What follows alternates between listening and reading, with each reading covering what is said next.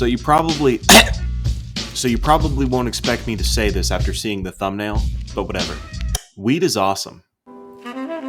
It's easy to use and makes everything fun. Food tastes better, music sounds better. It helps you ignore the sad. But you shouldn't make it like an everyday thing.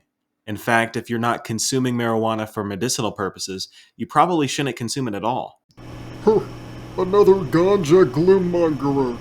Can't say I've been missing these on my feed. Let's just say I know how to deal with these sort of jokers. I'm sure that you're prowling in the comments now, waiting for the perfect moment in this video to debunk and refute any regurgitated Nancy Reagan just say no glazing templates.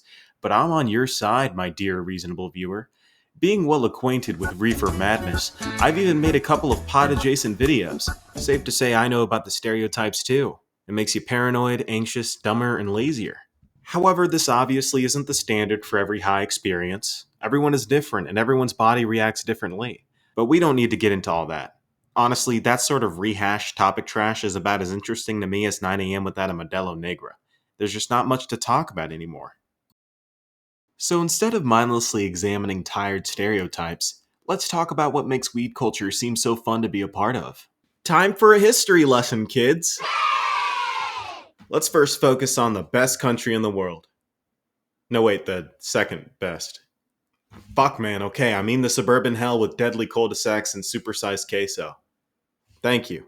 Weed has been in the US since colonial times, as the plant was recognized to have a variety of uses, like producing fabric, rope, and paper.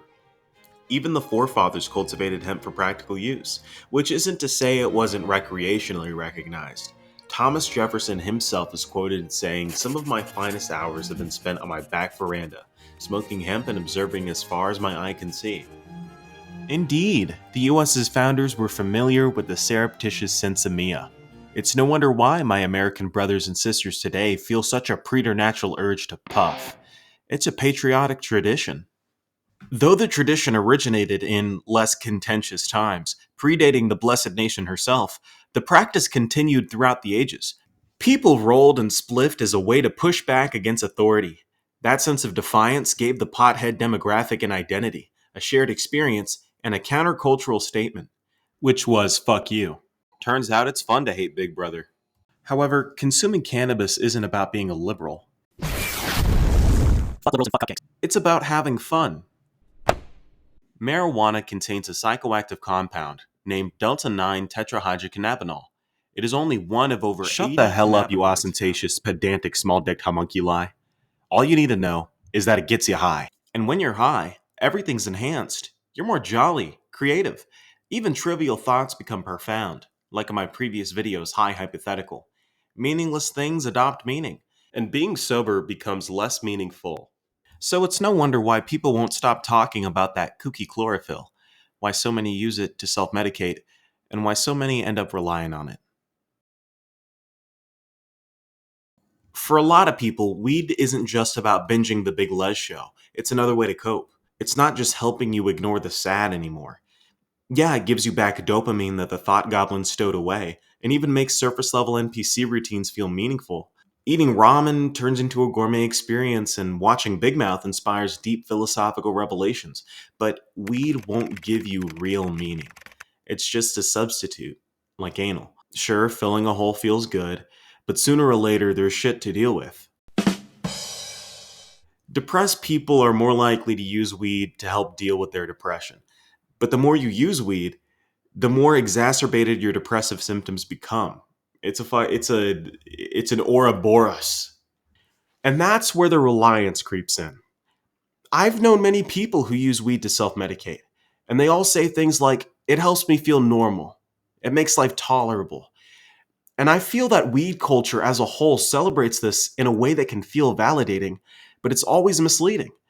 Yeah, the rebellious, carefree stoner archetype makes it seem like it's all chill vibes and deep thoughts, but behind the smoke is just someone trying to feel whole again. So rather than focusing on the high, we should be focusing on the person chasing it. Is this guy gonna give me solutions, or is he gonna keep yapping? So this is the part of the video where I tell you the easiest solution. Stop smoking weed. But Like I said earlier, Nancy Reagan is dead and I don't waste my glaze on corpses. Well, not cold ones anyway. No, dear viewer, instead, I want your relationship with weed to still be intimate, yet healthy, like a pineapple with a hole through it. So, to conclude this yap sesh, I'm going to give you 3 simple tips. Tip number 1, be aware. Before you light that blunt, you need to be aware and ask yourself, is this for fun or is it for repression? If it's the second, then that ties into tip 2. Tip 2 is take breaks frequently. If the thought of a weed-free week makes you fucking cry, you need to take a break, dude. Try a tolerance break. Try it for a couple of weeks. See how you feel. Notice the improvement physically and mentally. And tip number 3, find other sources of meaning. Weed has this way of making boring things seem meaningful, but real meaning comes from doing things that matter to you, that you want to do. Pick up a hobby you were interested in the past, talk to people you haven't talked to in a while, and touch some grass. Literal grass. I don't mean the fucking weed, dude. The world is stressful and a fucked up place, and it's really easy to take advantage of a ubiquitous substance. A substance that's especially easy to get at any place at any time. But you need to make sure that you respect it. And if you do, it won't take away from your life, it'll add on to it. Hey guys, I hope you enjoyed the video. I was very proud of it. I'm bad at outros, so please subscribe. If not, kiss my ass, lick my taint, and suck on my intermittent organ. Peace.